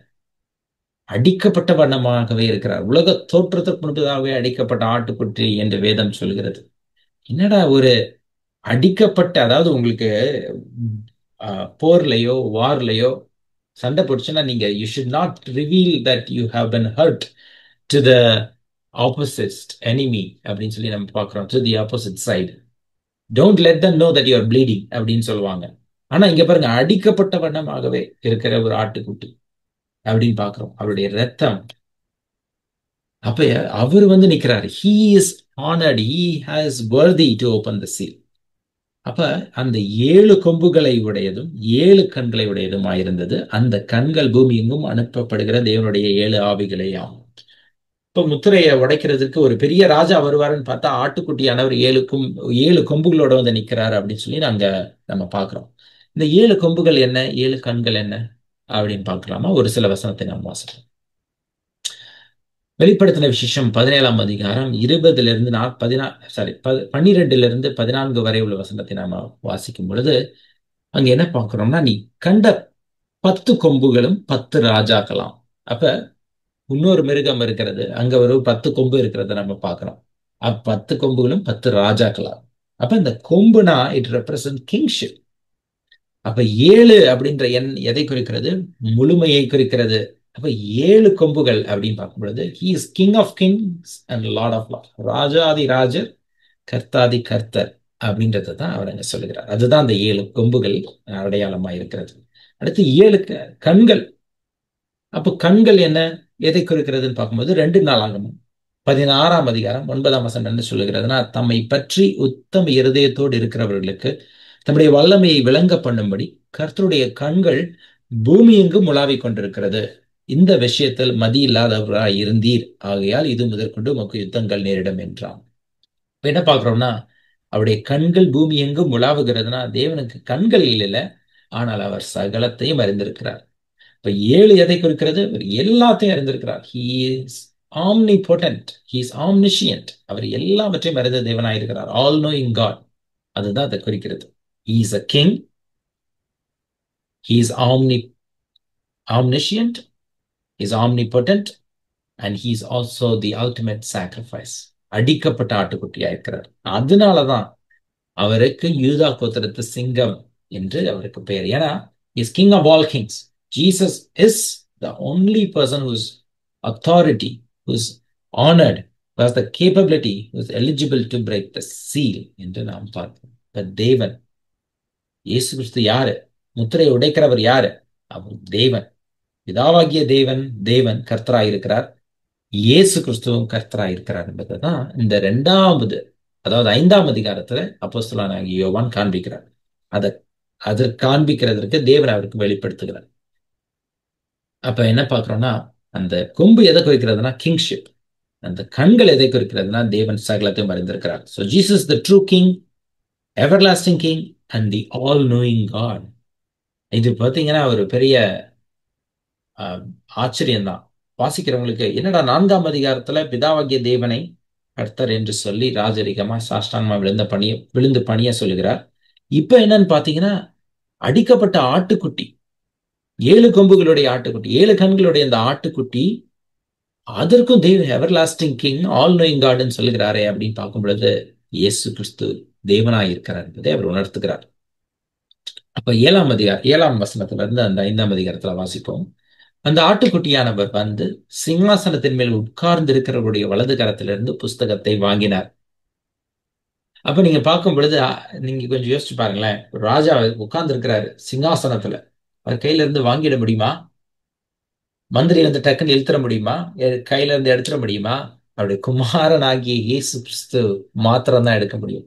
ராஜாவினுடைய குமாரன் மாத்திரம் தான் எடுக்க முடியும். அப்புறம் அந்த புஸ்தகத்தை வாங்கினார்.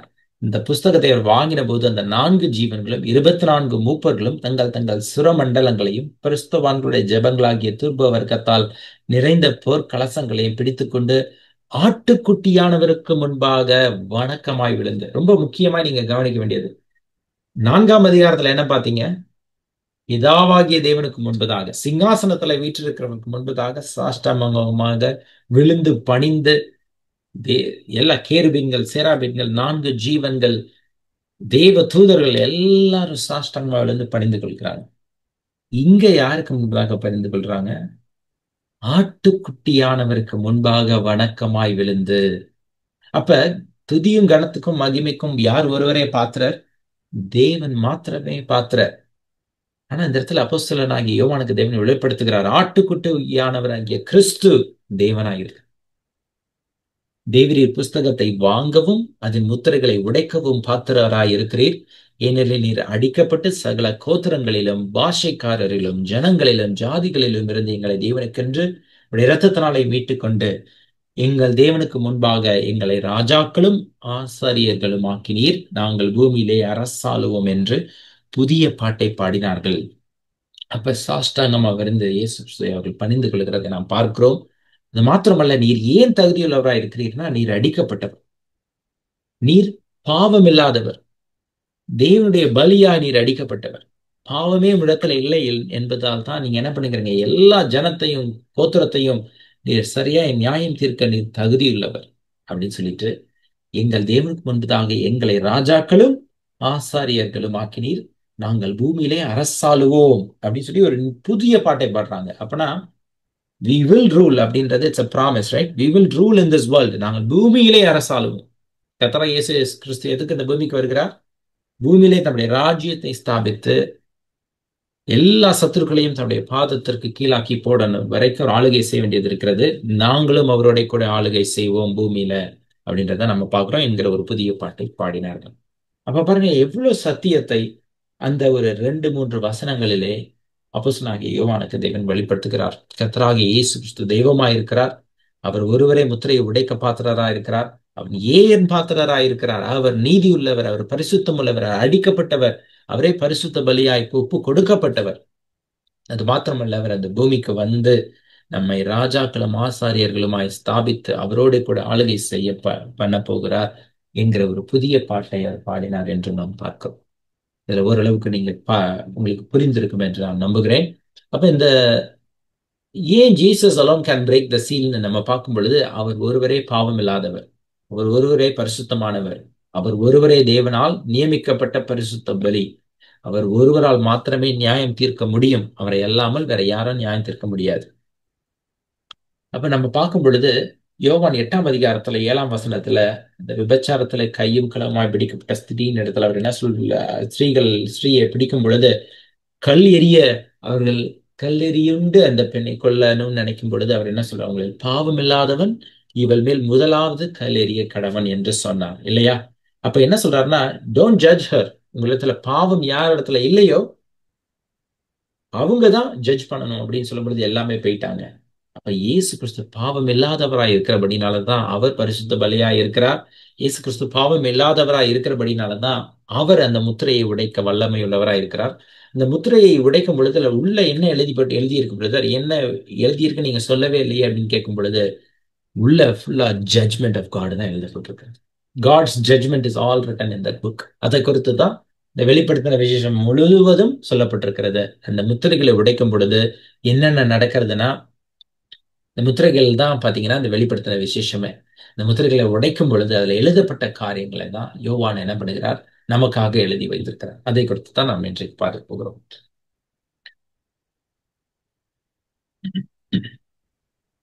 அப்ப இந்த வெளிப்படுத்தின விசேஷம் 5ஆம் அதிகாரத்தும் 11ஆம் வசனத்திலிருந்து 14ஆம் வசனம் வரை நம்ம என்ன வாசிக்கிறோம்னா, அடிக்கப்பட்ட ஆட்டுக்குட்டியானவருக்கு வல்லமையும் கனமும் மகிமையும் உண்டாகட்டும், அவரே ஸ்தோத்திரத்திற்கும் கனத்துக்கும் பாத்திரர்கள் என்று சொல்லி எல்லா சிருஷ்டிகளும் என்ன பண்றாங்க, அவர் பணிந்து கொள்கிறார்கள் என்று நாம் பார்க்கிறோம். இது எங்கன்னா வானத்துல இருக்கிற தேவனுடைய சமூகத்துல இருக்கிற தூதர்களும் சரி, ஜீவன்களும் சரி, மூப்பர்களும் சரி, தெய்வ தூதர்களும் சரி, எல்லாருமே ஆட்டுக்குட்டியானவரை பணிந்து கொள்கிறார்கள். அடுத்து என்னன்னு பாத்தீங்கன்னா 13ஆம் வசனத்துல, வானத்திலும் பூமியிலும், பூமியின் கீழே இருக்கிற சிருஷ்டிகள் யாவும், பூமி, வானம், பூமிக்கு கீழே, அப்ப எல்லா இடத்துலயுமே தேவனுடைய கிரியேஷன் இருக்கு. பூமிக்கு மேல பூமியில தான் நம்ம இருக்கிறோம். அப்ப தண்ணீர், தண்ணீருக்கு கீழே, பூமிக்கு கீழேயும் சில சிருஷ்டிகள் இருக்கிறது. ஏன்னா பூமிக்கு கீழே எவ்வளவோ ஸ்பீஷீஸ் இருக்குது. அப்ப பூமிக்கு மேல வானத்திலையும் தேவனுடைய கிரியேஷன் இருக்கிறது. எல்லாருமே ஆட்டுக்குட்டியானவருக்கு ஸ்தோத்திரமும் கனமும் மகிமையும் வல்லமையும் சதா காலங்களும் உண்டாவதாக என்று சொல்ல கேட்டு, பிதாவாகிய தேவனுக்கு மகிமை செலுத்தினதை விட இங்க ஆட்டுக்குட்டியானவருக்கு தான் அதிக மகிமை செலுத்துற மாதிரி இருக்கு இல்லையா? அப்ப அங்க 4 ஜீவன்களும் ஆமேன் என்று சொல்லின 24 மூப்பர்களும் வணக்கமாய் விழுந்த சதா காலங்களிலும் உயிரோடு இருக்கிறவராகிய இயேசு கிறிஸ்துவை தொழுது கொண்டார்கள். ஆமென்.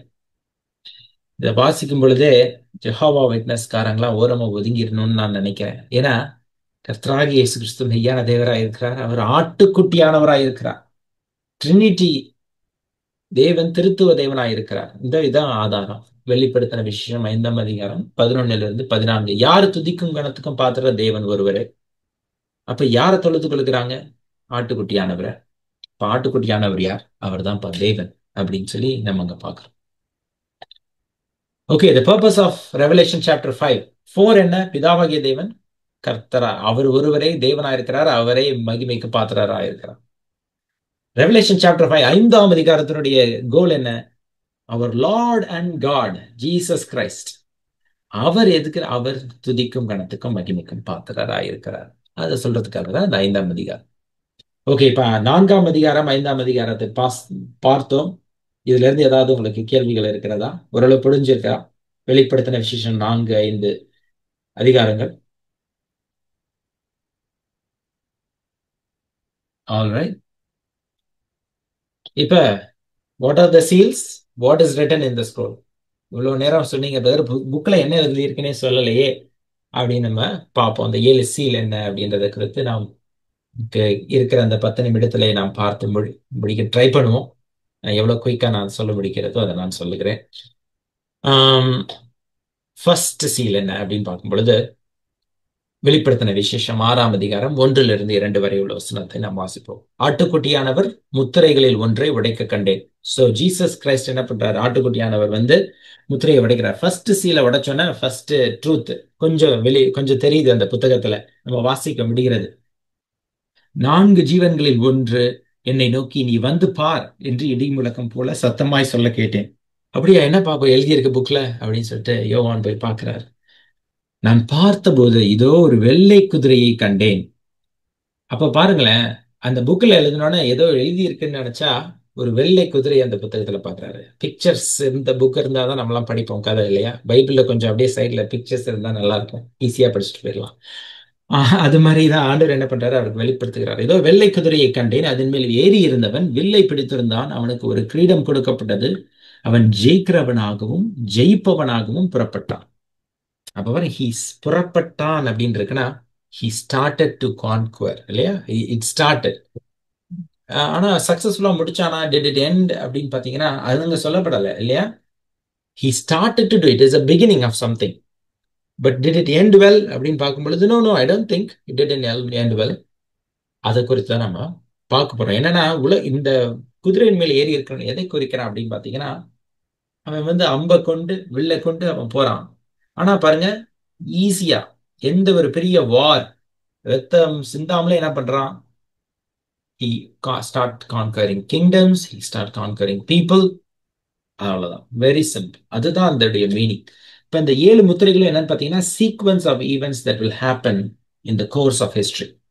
சோ அதை நான் புரிந்து கொள்றதுக்கு உங்களுக்கு ஒரு காரியத்தை நான் வெளிப்படுத்த விரும்புகிறேன். தானியேல் தீர்க்கதரிசியின் புத்தகத்துல நம்ம படிக்கும் பொழுது தானியேலுக்கு தேவன் வெளிப்படுத்துகிறார் பாபிலோன் எம்பையர். பாபிலோன் எம்பையர் எப்படி வந்துச்சு? யாராவது பெரிய போர்லாம் செஞ்சு அப்படியே பாபிலோன் எம்பையரா வந்துட்டாங்களா? இல்ல, they started becoming an empire. They start to conquer the world. அதுதான் பெரிய ராஜ்யம். அதுக்கப்புறமா மேதோ பெர்ஷியன் எம்பையர் எப்படி வந்துச்சு தெரியுமா? மேதிய பெர்ஷிய ராஜ்யம் எப்படி வந்துச்சுன்னா, இந்த பாபிலோன் தேசத்துல உள்ள அந்த ராஜா என்ன பண்றாரு, ஒரு நாள் எல்லா அதிகாரிகளோட சேர்ந்து ஜாலியா குடித்து வெறித்து இருக்கும் பொழுது ஒரு கை ஒன்று தோன்றுகிறது. தோன்றி அந்த வால்ல என்ன எழுதுகிறதுனா, மேனே மேனே தெக்கல் உற்பார்சல் அப்படின்னு சொல்லி நம்ம பார்க்கிறோம். அதாவது, நீ தராசிலே வைக்கப்பட்டு நியாயம் தீர்க்கப்பட்டாய், இன்று இரவே உன்னுடைய ராஜ்யம் போயிடும். அன்று இரவே மேதிய பர்ஷிய ராஜ்யம் வந்து எந்த ஒரு வாருமே இல்லாம they took over the kingdom of Babylon. பாத்தீங்களா? அப்ப என்ன பாருங்க, it's conquering it started first Babylon empire, அப்புறம் மேதிய பர்ஷிய எம்பையர். இது அப்படியே கொஞ்சம் கொஞ்சமா வந்துட்டு இருக்குது. அதுக்கப்புறமா கிரேக்க ராஜ்யம் வரும் பொழுது கிரேக்க ராஜ்யம் என்ன பண்றாரு, அந்த Alexander, he is going and conquering to the ends of the world. போரினால அவர் கான்கர் பண்ணுகிறார். அதுதான் அடுத்தது. ரத்தத்தினால, வாலினால்ஸ் under the death of sword he is conquering every single word. So இதுதான் முதல்ல அந்த ஆட்டுக்குட்டியானவர் முதல் முத்திரை உடைக்கும் பொழுது there will be kings in the world and they will start to take over the world. அதுதான் அது அங்க குறிக்கிறது. இரண்டாம் முத்திரை கருத்து நாம் இங்க பார்ப்போம். இரண்டாம் முத்திரையை உடைத்த போது இரண்டாம் ஜீவனானது, நீ வந்து பார் என்று சொல்ல கேட்டேன். அப்பொழுது சிவப்பான வேறு ஒரு குதிரை புறப்பட்டது. அது மேல் ஏறி இருந்தவனுக்கு பூமியில் உள்ளவர்கள் ஒருவரை ஒருவர் கொலை செய்யத்தக்கதாக சமாதானத்தை பூமியிலிருந்து எடுத்து போடும்படியான அதிகாரம் கொடுக்கப்பட்டது. ஒரு பெரிய பட்டயமும் அவன் கையில கொடுக்கப்பட்டது. முதல்ல உள்ள குதிரைக்கு வெறும் அம்பும் ஆரோவும் மட்டும்தான் கொடுக்கப்பட்டிருக்கிறது. அம்பும் அப்புறம் அந்த வில்லு மட்டும் தான் கொடுக்கப்பட்டது.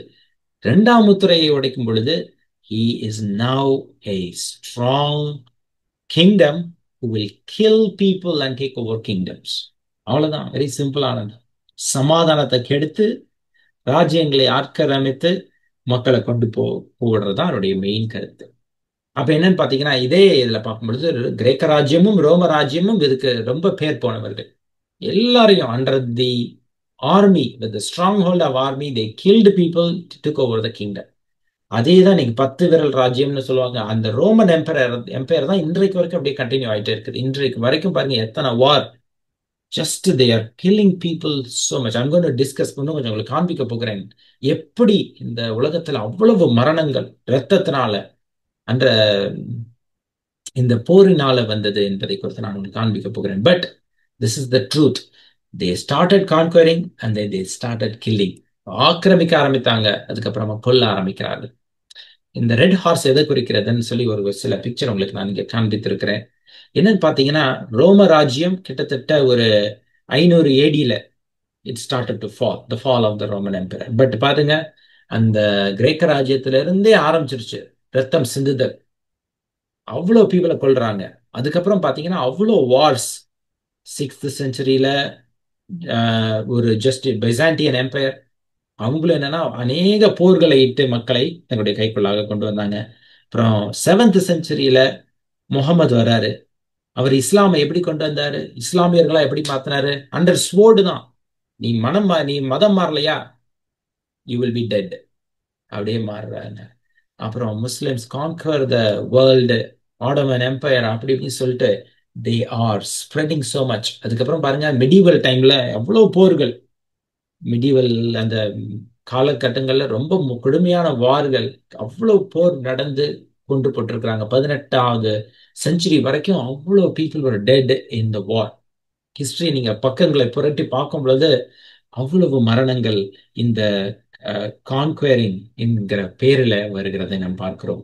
ஒரு சின்ன எக்ஸாம்பிள் இந்த இடத்துல நான் காண்பிக்கிறேன். அதாவது 18ஆம் நூற்றாண்டு, எல்லாம் 19ஆம் நூற்றாண்டுக்கு முன்பதாக நடந்த எல்லா கொலைகளை, அதாவது வாரினால் யுத்தங்களினால் நடந்த மரணங்களை கம்பேர் பண்ணும் பொழுது இந்த 19ஆம் நூற்றாண்டுக்கு அப்புறமா நடந்த மரணங்கள், போரினால் வந்த மரணங்கள் தான் அதிகம்.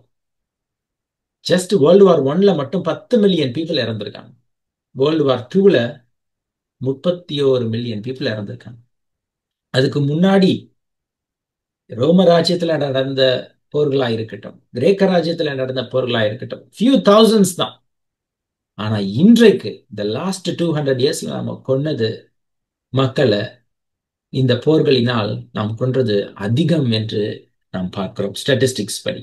அதுதான் பாருங்க அந்த ரெட் ஹார்ஸ், இயேசு கிறிஸ்து யோவானுக்கு வெளிப்படுத்தின அந்த சிகப்பு குதிரை.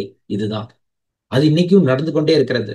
இன்னைக்கும் பாருங்க போர்களின் செய்திகள் ஒவ்வொரு நாளும் கொன்று குவிக்கிறோம். இன்னும் ஒரு நியூக்ளியர் பாம்பை டிராப் பண்ணா போதும், பூமியில ஒரு பங்கு அழிந்து போயிடும் நம்ம பார்க்கிறோம். ஓகே, டைம் இல்லாதபடினால் அடுத்து நாம குயிக்கா தேர்ட் சீலுக்கு போயிடுவோம். வெளிப்படுத்தின விசேஷம் 6ஆம் அதிகாரம் 5-6 வரை வசனம் என்ன சொல்லுகிறதுன்னு பாத்தீங்கன்னா, மூன்றாவது ஜீவனானது அந்த முத்திரையை உடைத்த போது, நீ வந்து பார் என்று சொல்ல கேட்டேன். நான் பார்த்தபோது இதோ ஒரு கருப்பு குதிரையை கண்டேன். அதன் மேல் ஏறி இருந்தவன் ஒரு தராசன் தன் கையில பிடித்திருந்தான். ஒரு பணத்துக்கு ஒரு படி கோதுமை என்றும் ஒரு பணத்துக்கு 3 படி வார்கோதுமை என்றும் எண்ணெயையும் திராட்சை ரசத்தையும் சேதப்படுத்தாது என்றும் 4 ஜீவன்களின் மத்தியிலிருந்து உண்டான சத்தத்தை கேட்டேன். அப்ப அது யாருன்னு பாத்தீங்கன்னா, ஃபேமின் தாங்க, பஞ்சங்கள் தான். உலகத்துல அவ்வளவு பஞ்சங்கள். அதாவது இந்த எக்ஸாம் ரைட் சைட்ல உங்களுக்கு நான் ஒரு சின்ன லைன் காமிச்சிருக்கேன். என்னன்னு பாத்தீங்கன்னா, 1800ஸ்ல எப்படி இருக்குன்னா பாவர்ட்டி லைன், அதாவது வறுமை கோட்டிற்கு கீழே உள்ளவங்களுடைய இது பீப்புள் ரொம்ப கம்மியா தான் இருந்தாங்க. பாத்தீங்களா, உலகம் ஏசியா யூரோப் பெசிபிக் 1975ல வரும் பொழுது பாவர்ட்டி லைனுக்கு கீழே பாருங்க மக்களுடைய ஜனத்தொகை எவ்வளவு அதிகமாயிடுச்சு இல்லையா? அது அதிகரித்து கொண்டே இருக்கிறதை நாம் பார்க்கிறோம். அதுதான் பாருங்க நடந்து கொண்டே இருக்கிறது. உலகத்துல பஞ்சத்துக்கும் அளவில்லாமல் போய் கொண்டிருக்கிறதை நாம் பார்க்கிறோம். அதுதான் இந்த காரியத்துக்கான ஒரு அடையாளமா இருக்கிறது. அது இன்னைக்கு நிறைய நடந்து, என்னதான் உலகத்துல அவ்வளவு ப்ராஸ்பெரிட்டின்றாங்க, ஆனா பஞ்சங்களும் கொள்ளை நோய்களும் உலகத்திலே நடந்து கொண்டிருக்கிறதை நாம் பார்க்கிறோம். ஃபோர்த் சீல் என்னன்னு பாத்தீங்கன்னா, அவர் 4ஆம் முத்திரை உடைத்த போது நீ வந்து பார் என்று சொல்லும் சத்தத்தை கேட்டேன். நான் பார்த்தபோது இதோ மங்கின நிறமுள்ள ஒரு குதிரையை கண்டேன். அது மேல் ஏறி இருந்தவனுக்கு மரணம் என்று பெயர். பாதாளம் அவன் பின் சென்றது. பட்டயத்தினாலும் பஞ்சத்தினாலும் சாவினாலும் பூமியின் துஷ்ட மிருகத்தினாலும் பூமியின் பங்கில் உள்ளவர்களை கொலை செய்யும்படிக்கு அதிகாரம் அவனுக்கு கொடுக்கப்பட்டது. அப்ப பாருங்க, this is death itself. வார்னால இறந்து போகாத அவங்கள இந்த பூமியில வருகிற இனி வரும் கொடிய காரியங்கள் அவளை கொன்று போடும். I think we are living in the time of the fourth seal. நான் என்ன நினைக்கிறேன்னா, நம்ம அந்த ஃபோர்த் சீல்ல தான் வாழ்ந்து கொண்டிருக்கிறோம். இந்த 4வது முத்திரையின் காலகட்டத்துல நாம் வாழ்ந்து கொண்டிருக்கிறோம். இன்னும் பூமியில நடக்க போகிற சம்பவங்கள் மிக கொடியதாய் இருக்கும் என்பதை நாம் அறிந்து கொள்ள போகிறோம். பிப்த் சீல் வந்து ஓபன் பண்ணும்போது, 5ஆம் முத்திரை உடைக்கும் பொழுது என்னன்னு பாக்குறோம்னா, தெய்வ வசனத்தை நிமித்தமும் தாங்கள் கொடுத்த சாட்சி நிமித்தமும் கொல்லப்பட்டவருடைய ஆத்துமாக்களை பலிபீடத்தின் கீழ் கண்டேன். அவர்கள் பரிசுத்தமும் சத்தியமுள்ள ஆண்டவரே தேவரீர் பூமியின் மேல் குடியிருக்கிறவர்களிடத்தில் எங்கள் இரத்தத்தை குறித்து எதுவரைக்கும் நியாயம் தீர்ப்பு செய்யாமலும் பழி வாங்காமலும் இருப்பீர் என்று மகா சத்தமிட்டு கூப்பிட்டார்கள். அப்பொழுது அவர்களில் ஒவ்வொருவருக்கும் வெள்ளை அங்கிகள் கொடுக்கப்பட்டது. அன்றியும் அவர்கள் தங்களைப் போல கொலை செய்யப்பட்டவர்கள் போகிறவர்களாகிய தங்கள் உடன் பணிவிடைக்காரரும் தங்கள் சகோதரருமானவர்களின் தொகை நிறைவாகும் அளவும் இன்னும் கொஞ்ச காலம் இளைப்பாற வேண்டும் என்று அவர்களுக்கு சொல்லப்பட்டது. இவங்களுடைய பிரேயர்ஸ் என்னன்னு பாத்தீங்கன்னா, எப்ப ஆண்டவரே நீர் உலகத்தை நியாயம் தீர்த்து முடிப்பீர் அப்படின்னு பார்க்கும் பொழுது, இன்னும் சில பரிசுத்தவான்கள் மறிக்க வேண்டியது இருக்கிறது அப்படின்னு அங்கே சொல்லுகிறதை நான் பார்க்கிறோம். So the end is near, but it is not end yet. இன்னும் கொஞ்ச காலத்துல நடக்க போகிறது. அந்த கவுண்ட் நிறைவேறணும், அந்த எண்ணிக்கை சரியாகணும் அப்படின்னு சொல்லிட்டு அங்க சொல்லுகிறத நம்ம பார்க்கிறோம். 6ஆம் முத்திரை உடைக்கும் பொழுது பூமி அதிர்ந்தது, சூரியன் கருப்பாய் மாறிற்று, பூமியில நட்சத்திரங்கள் வானத்திலிருந்து விலகுகிறத நம்ம பார்க்கிறோம். வானம் சுருட்டப்படுகிறது, தீவுகள் அகல்கிறது, மலைகள் அகன்று போகிறது, ராஜாக்களும் பெரியோர்களும் ஐஸ்வர்யவான்களும் பலவான்களும் அடிமைகள் யாவரும் எல்லாம் என்ன சொல்றாங்கன்னா, பர்வதங்களையும் கண்மலைகளையும் நோக்கி நீங்கள் எங்கள் மேல் விழுந்து சிங்காசனத்தின் மேல் வீற்றிருப்பவருடைய முகத்திற்கும் ஆட்டுக்குட்டியானுடைய கோபத்திற்கும் எங்களை மறைத்துக் கொள்ளும். அவருடைய கோபாக்னியின் மகானால் வந்துவிட்டது, யார் நிலை நிற்கக்கூடும் என்றார்கள். அப்ப பாருங்க, இந்த 6ஆம் முத்திரை உடைக்கும் போது யாருக்குமே பூமியில வாழ விருப்பமே இல்லை. எப்படியாவது நாங்க எஸ்கேப் ஆயிடணும், எப்படியாவது இந்த மரணத்தை எங்களுக்கு கொடுத்துருங்க. They are desiring death so much. அப்படிப்பட்ட கொடிய காலங்கள் வரும். இப்ப இந்த கடைசியில நம்ம பார்க்கும் பொழுது யார் நிலை நிற்கக்கூடும் அப்படின்னு சொல்லி அவங்க கேட்டாங்க இல்லையா? அந்த கேள்விக்கான பதில் தான் அடுத்த அதிகாரத்துல அங்க சொல்லப்படுகிறதை நாம் பார்க்கிறோம். எந்த அதிகாரம் பாத்தீங்கன்னா 7ஆம் அதிகாரத்துல அவங்க சொல்லுகிறதை நாம் பார்க்கிறோம். யார் நிலை நிற்கக்கூடும் அப்படின்னா, அங்க யோவானுக்கு தேவன் வெளிப்படுத்துகிறார். என்னன்னு பாத்தீங்கன்னா, தேவனால் முத்திரை போடப்பட்டவர்கள். டைம் இல்லாததுனால நான் வாசிக்கல, நீங்க வீட்டுல போய் வாசிங்க. தேவனே என்ன பண்ணுகிறார்? அவருடைய நெற்றிகளிலே முத்திரை போடுகிறார்.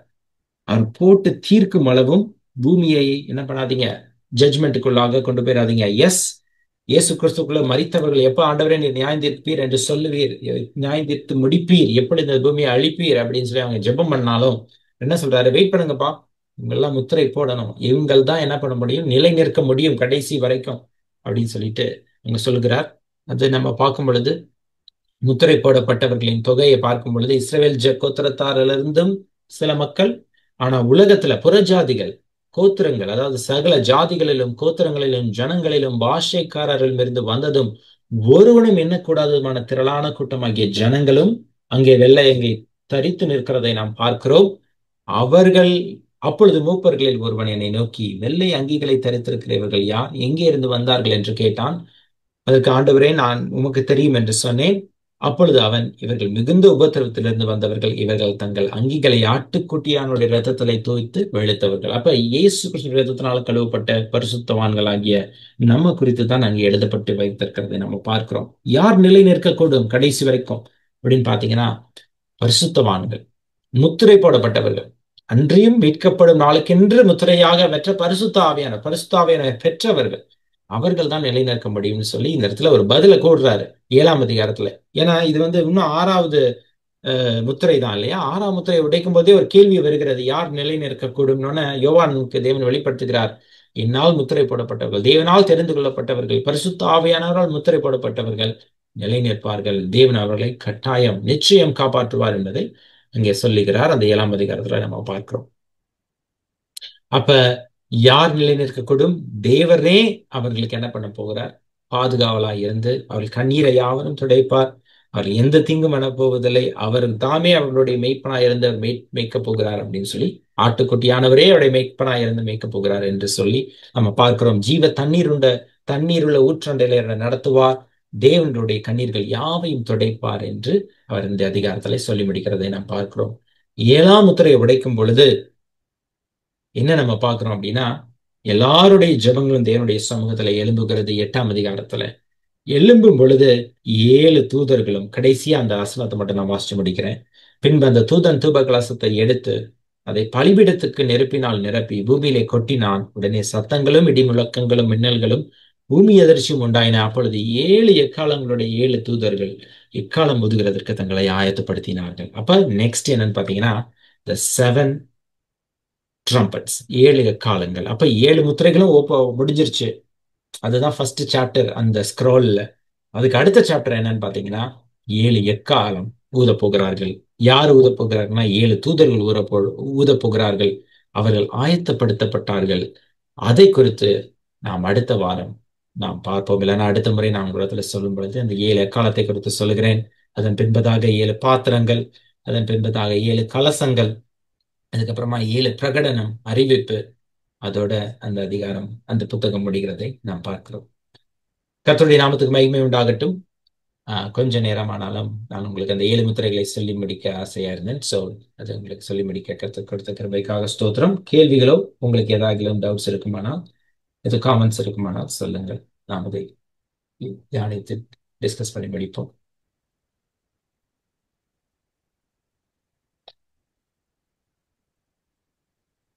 Alright, let's pray and close. எங்களை நேசிக்கிற நல்லதுக்கு அப்படியே இந்த நாளுக்காக நன்றி செலுத்துகிறோம். உடைய வசனத்தை தியானிக்கவும் அதை புரிந்து கொள்ளவும் கர்த்தர் கிருபை கொடுத்தீர், அதற்காக உமக்கு ஸ்தோத்திரம். தொடர்ந்து உடைய வசனத்தை தியானிக்கவும் இதன் அர்த்தத்தை ஆழமாய் புரிந்து கொள்ளவும் கர்த்தர் எங்களுக்கு பிரகாசம் உள்ள மனக்கண்களை தருவீராக.